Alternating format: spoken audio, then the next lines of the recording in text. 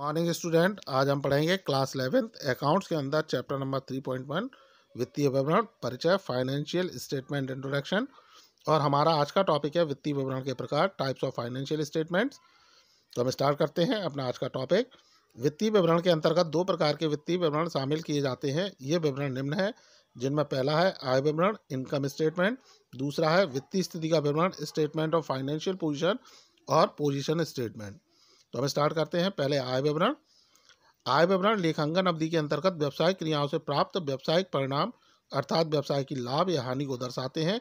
यह व्यावसायिक परिणाम व्यापार एवं लाभानी खाता बनाकर दर्शाया जाता है। आय विवरण को दो भागों में बांटा गया। पहला भाग व्यापार खाता कहलाता है। यह खाता सकल लाभ या सकल हानि को दर्शाता है। और द्वितीय भाग लाभानी खाता कहलाता है। यह शुद्ध लाभ या शुद्ध हानि को दर्शाता है। तो इसमें बताया गया कि जो इनकम स्टेटमेंट है वह एक फाइनेंशियल पीरियड के अंदर अकाउंटिंग पीरियड के अंदर तैयार किया जाता है। और इसके अंदर जो बिजनेस की एक्टिविटीज़ हैं, जो व्यवसाय की क्रियाएं हैं, उनके द्वारा जो बिजनेस के रिजल्ट होते हैं उनको शो करने का काम इनकम स्टेटमेंट करता है। इसमें जो बिजनेस के रिजल्ट हैं उनके अंदर जो बिजनेस के प्रॉफिट लॉस है उनको शो करता है।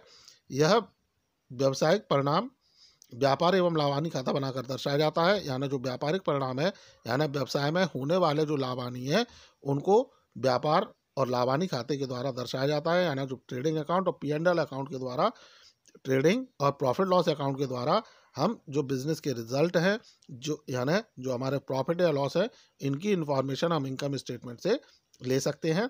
यहाँ जो इनकम स्टेटमेंट है उसको भी हमने दो भागों में बांटा।